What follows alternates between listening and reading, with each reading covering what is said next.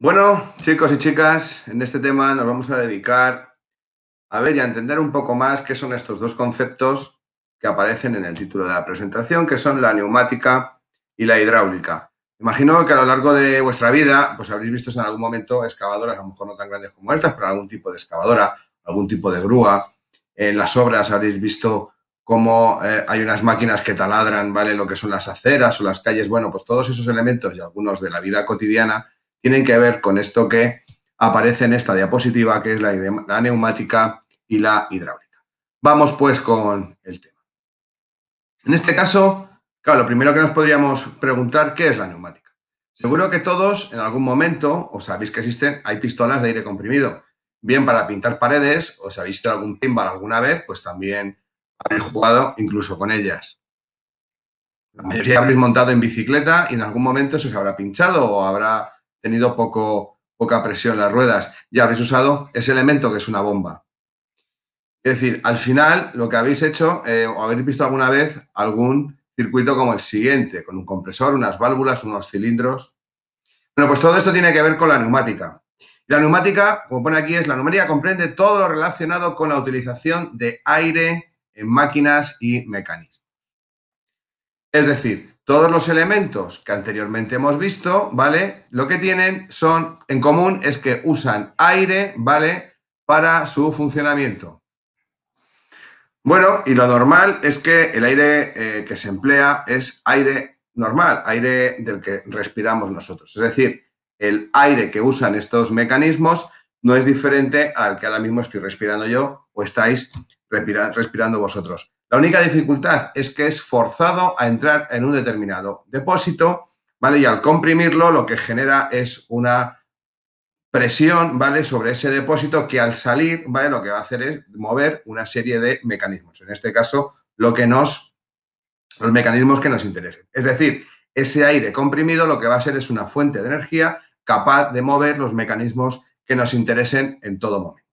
Claro, algunos diréis, vale, sí, la bomba, muy bien, pero hay más. Bueno, pues estamos rodeados, como aquel diría, de muchos mecanismos y máquinas que usan el aire comprimido. Por ejemplo, en la industria, los taladros, lo que os decía al principio de la presentación, esos taladros que usan los obreros, ¿vale? Para hacer agujeros en las aceras o cuando necesitan poner una canalización en una determinada vía, esos taladros son taladros de aire comprimido. Lo que hemos visto antes, las pistolas de pintura, por ejemplo, usan aire comprimido. Las pistolas, por ejemplo, en este caso ya serían para la vida cotidiana, serían las del paintball, ¿vale? Para jugar, para ocio. Las grandes prensas, ¿vale? También usan, las hay tanto neumáticas como hidráulicas, pero las neumáticas, ¿vale? Se usan por su gran fiabilidad. Las prensas, por ejemplo, que extraen el mosto, ¿vale? En las bodegas, pues también usan aire comprimido para que puedan usar y funcionar. Por supuesto, las pistolas, por ejemplo, que se usan para cambiar los neumáticos. Si sois aficionados a la Fórmula 1, esas pistolas con las que se cambian en décimas de segundo los neumáticos son también de aire comprimido. El problema es que en ambientes donde puede haber gases, ¿vale? Se emplea normalmente herramientas neumáticas, ¿vale? Para evitar cualquier chispa eléctrica y cualquier cosa que pueda deflagrar esos gases inflamables que pudieran existir. Bueno, esto en cuanto a los usos en la industria. En la vida cotidiana, por supuesto que también los tenemos. Las bombas, la primera que hemos visto, ¿vale? En este caso es manual, ¿vale? El circuito es muy sencillo, pero no deja de ser, ¿vale? Una herramienta neumática. Los sistemas de frenado de los autobuses, de los camiones. Si alguna vez vais en coche o vais por la calle y veis la cabina de un camión, ¿vale? Justo en la parte de atrás hay una especie de cilindros, así una especie de depósitos. Bueno, pues ahí es donde se guarda el aire comprimido. Ese ruido que oís a veces, ¿vale? Ahora cuando veamos el depósito y veamos un poco cómo funciona un circuito neumático, veréis por qué se produce ese sonido tan característico en los camiones. Ojo, tanto en los frenos, ¿vale?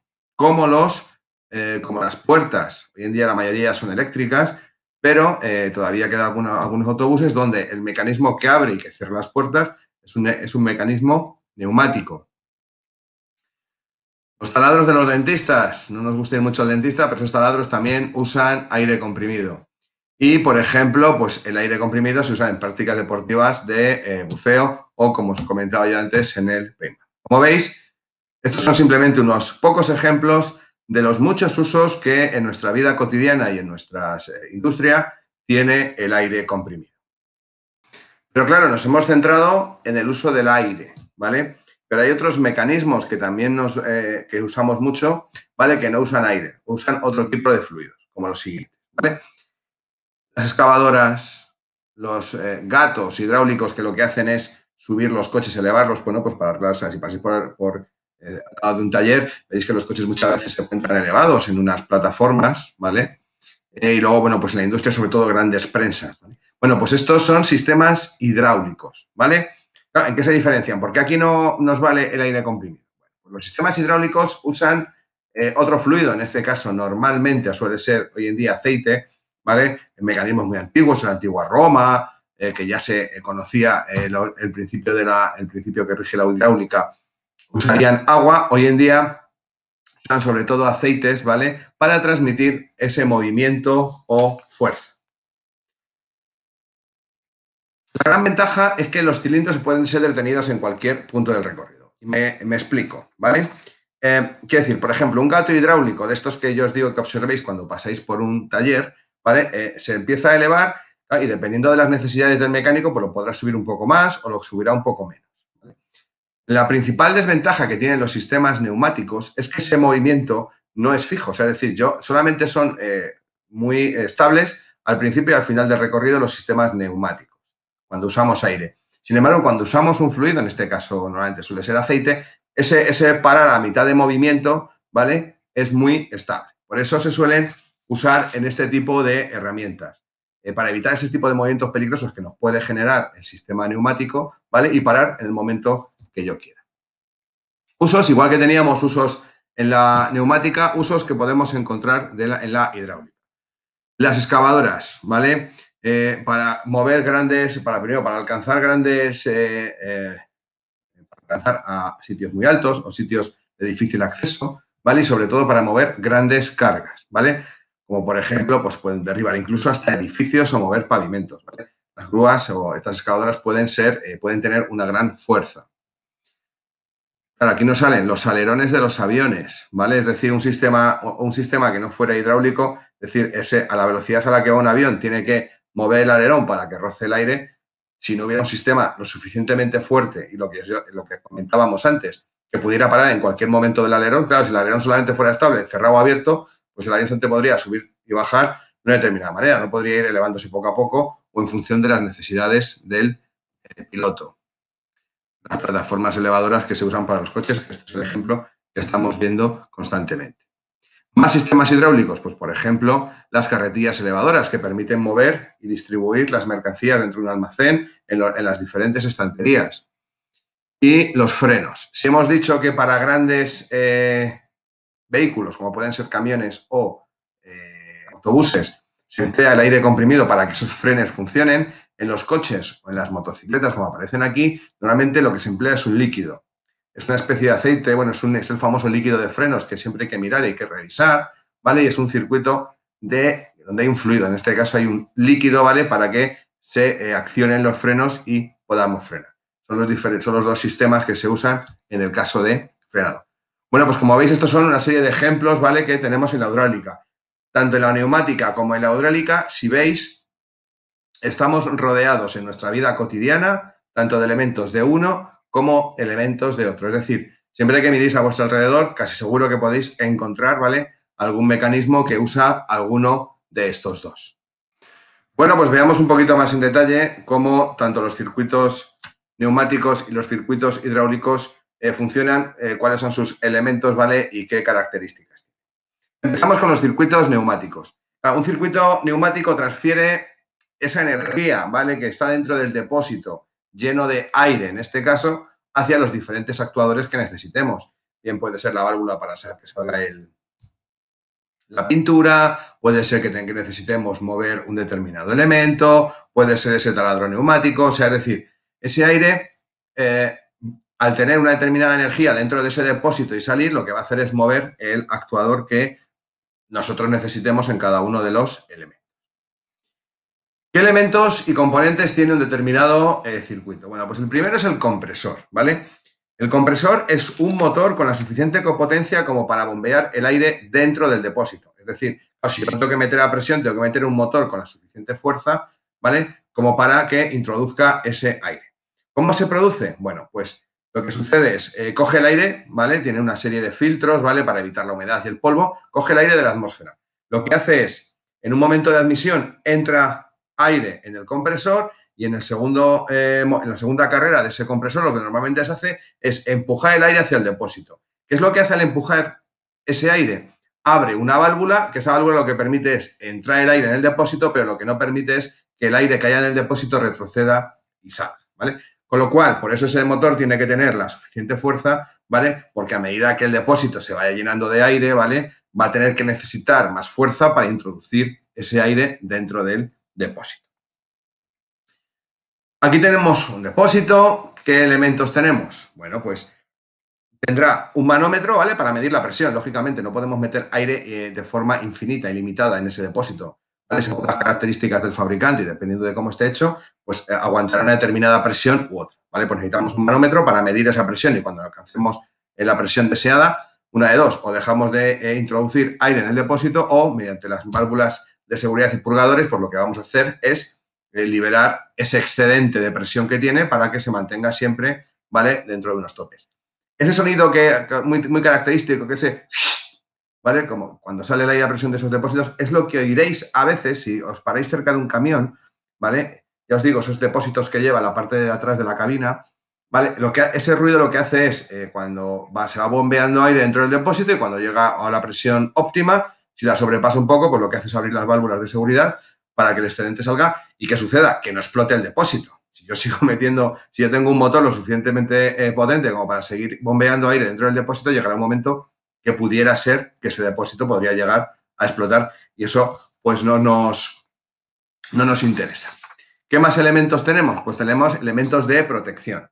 Claro, todos estos circuitos, o todo este circuito de sistemas neumáticos, hay piezas, ¿vale? Que se van moviendo y que pueden rozar unas con otras. Por eso normalmente lo que se inyecta es algún tipo de aceite, algún tipo de lubrificador, ¿vale? ¿Para qué? Para que el roce entre esas piezas, ¿vale? Primero, no se desgasten y no se calienten y siempre estén con un rendimiento óptimo.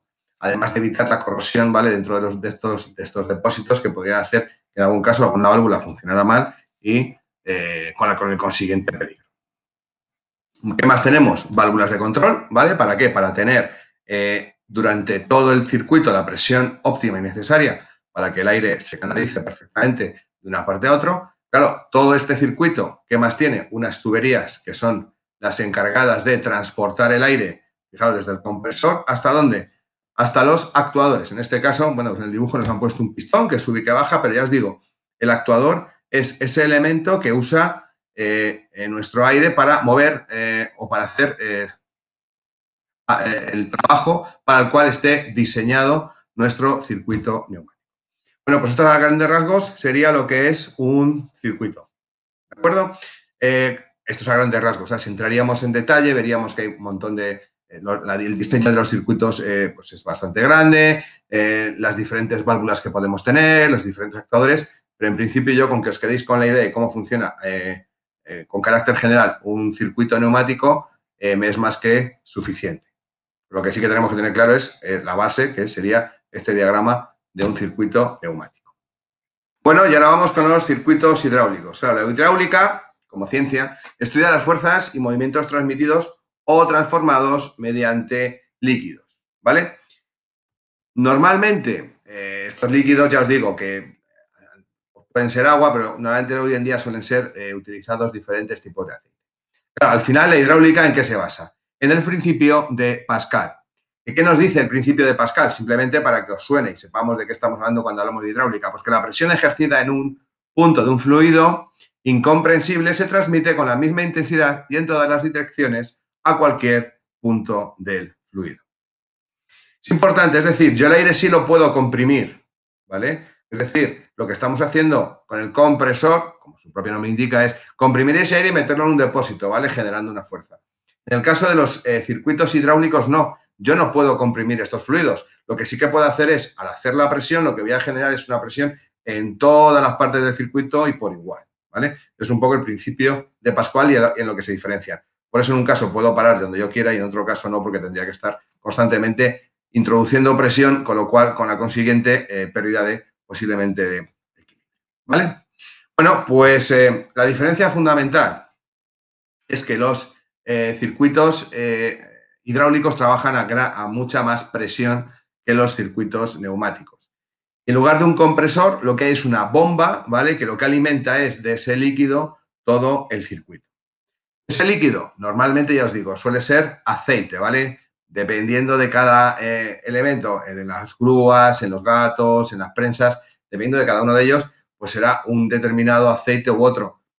El líquido que va en los frenos, ¿vale? No deja de ser un aceite, ¿vale? Pero en este caso con unas determinadas propiedades para lo que está diseñado, ¿vale? La bomba, como decíamos, es ese elemento del circuito hidráulico que lo que hace es suministrar el caudal necesario. ¿Para qué? Aumentando su presión o su energía cinética. Es decir, yo necesito mantener un caudal, porque si me quedo sin caudal o me baja el caudal y no puedo generar presión, pues no hay ningún... no puedo hacer absolutamente nada, ¿vale? Este sería, pues, por ejemplo, un esquema de un determinado circuito hidráulico. Claro, al final el componente fundamental es el líquido que vamos a usar, ¿vale? Claro, cuando yo elijo ese determinado aceite, normalmente tengo que considerar una serie de características. La densidad, la viscosidad, ¿vale? Lógicamente, pero algunos más, como por ejemplo, ¿cuáles pueden ser? Pues esa estabilidad térmica, ¿vale? Yo a lo mejor no quiero que se sobrecaliente a la hora de que transmita la energía de unos elementos a otros. Que tenga una larga vida, claro, si cada 2x3 tengo que estar cambiando el aceite, pues voy a tener un gran coste. Ojo, que sea de bajo coste, cuanto más barato sea, ojo, manteniendo las propiedades que yo necesito. Baja corrosividad química. Estamos dentro de un circuito con elementos que están rozando entre sí, con lo cual yo lo que necesito es que no sea corrosivo y primero para que mi circuito se mantenga en condiciones óptimas y que la viscosidad, ¿vale? Pues se mantenga más o menos constante a unas temperaturas más o menos constantes. Claro, si mi circuito pasa de menos 10 grados a 50 grados, hay una amplitud térmica muy grande. Hombre, pero si estoy entre 10 y 20 grados, pues yo lo que quiero es que esa viscosidad más o menos se mantenga. Bueno, pues esto en principio, con esto hemos hecho un pequeño repaso, ¿vale? A lo que son los fundamentos básicos de estos dos conceptos de neumática y de hidráulica, que como veis y como habéis podido comprobar, están a lo largo de nuestra vida, tanto cotidiana como de la industria, están presentes. Son elementos que nosotros nos vamos a encontrar de una manera bastante habitual en cualquiera de nuestros trabajos o en cualquiera de nuestras actividades cotidianas. Bueno, pues espero que con esta pequeña explicación os hayan quedado claros los conceptos fundamentales. Hasta luego, chicos.